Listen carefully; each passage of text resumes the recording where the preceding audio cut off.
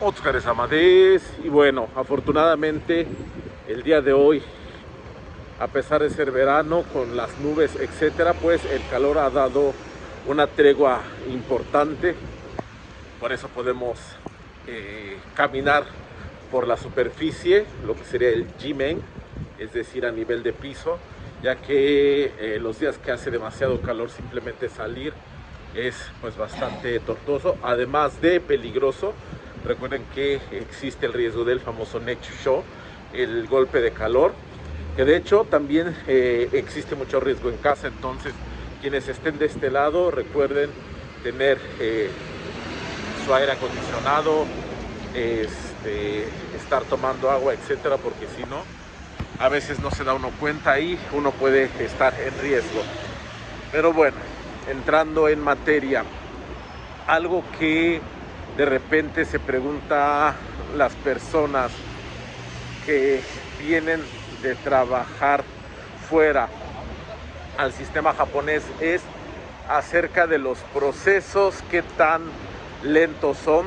De hecho, en mi caso particular puedo decir que peco de ignorar cómo son estos procesos en compañías que no sean japonesas, ya que incluso en México pues trabajé en empresas japonesas, entonces más o menos ubico un poco de cómo puede ser gracias al trato que tuve con personas que trabajaban al mismo tiempo como proveedores tanto de las empresas japonesas como de empresas externas. Entonces por ahí me daba una idea, pero bueno, ahora que lo vivo directamente, pues también hay cosas que sí me hace pensar que efectivamente los procesos pueden ser lentos. No es que sea algo malo, es simplemente otra cultura de trabajo. Es más, podríamos decir que son lentos hasta cierto punto, y más cuando uno está acostumbrado como a resolver las cosas muy a las prisas, muy al vapor. Pero bueno, ¿por qué los procedimientos en Japón llegan a ser tan lentos en el trabajo? Por ejemplo, aprobar un presupuesto, etcétera, etcétera. Hacer una compra, avanzar en un proyecto. Todo comienza desde la misma planeación del proyecto, donde bueno, se trata de ver todas las posibles opciones, todo lo que podría salir mal, etcétera. Entonces, algo que es muy característico, por lo menos aquí en las empresas japonesas, es una serie interminable de juntas tras juntas tras juntas, donde a veces sí efectivamente no se avanza mucho en absolutamente nada, sino la gente se pone a decir, no, es que no sé, vamos a hacer un proyecto de cambiar computadoras, pero ¿qué computadoras vamos a cambiar? Etcétera, etcétera. Entonces como que todo es no, pero es que las computadoras de ahorita sí funcionan, etcétera, etcétera, y es que eso a lo mejor los usuarios se van a molestar porque les cambiamos el sistema, etcétera. Entonces todo ese tipo de cuestiones como que las analizan muchísimo. Tiene su punto bueno, su punto malo, porque obviamente al analizar de antemano los posibles riesgos, las posibles quejas, etcétera, pues es evidente que puedes tratar de prever que haya, o sea, lo que serían los reclamos, etcétera, los problemas, y eso pues bueno, genera que haya por ahí algún plan de acción ante una situación que se pensó durante el proceso de planeación.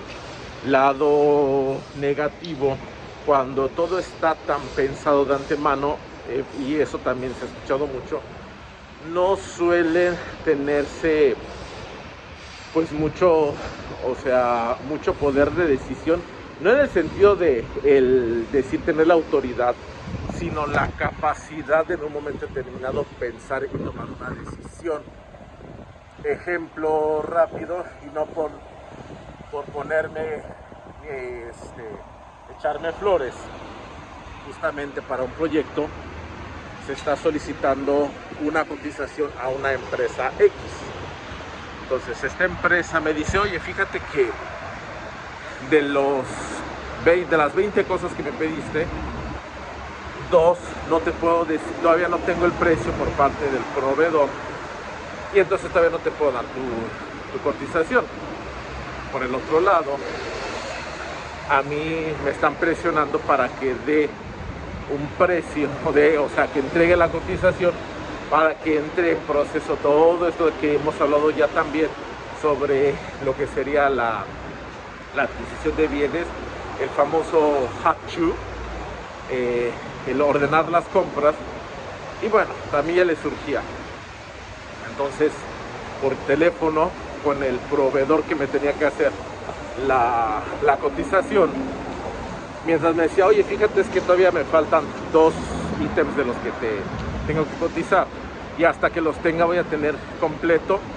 O sea, en ese momento fue pensar, ¿sabe qué? Hagamos una cosa, dame la cotización de lo que ya tiene seguro.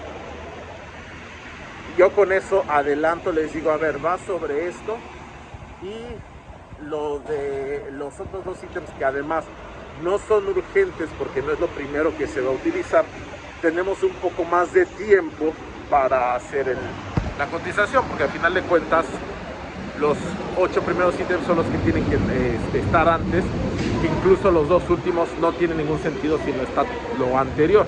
Entonces dije, dame esa cotización, ¿no? Y digo, tú dámela, yo me hago responsable, etcétera. Y del lado de la empresa, o sea, de mi lado fue, ¿saben qué? No va a estar a tiempo, están revisando esto. Y bueno, sacamos primero el 80% del presupuesto. Con esto vamos a saber cuál es el estimado. Es algo que estoy seguro al 99%, que si lo hubiera atendido otro de mis compañeros totalmente de aquí, habría sido, ay, bueno, déjame le pregunto a mi jefe. Entonces nuestro jefe le hubiera preguntado a su vez a su jefe, lo cual tardaría varias horas, si no es que por lo menos un día, a pesar de la urgencia, porque hay que encontrar a esos jefes. Y bueno, ahí se retrasaría todo. Y la cuestión es que también en ese momento dirían, es que nos surge el presupuesto. Sí, pero, o sea, nos surge, pero tampoco le damos seguimiento. O sea, es como la pescadilla que se muerde la cola. Es algo complicado de explicar cuando no se trabaja como en el sistema o no se está aquí, pero sí llega a ser un poco cansado, pero afortunadamente, y como lo sabemos, cuando vienes de ciertos países de LATAM, pues bueno, te acostumbras como a tomar muchas decisiones de bomberazo. Y bueno,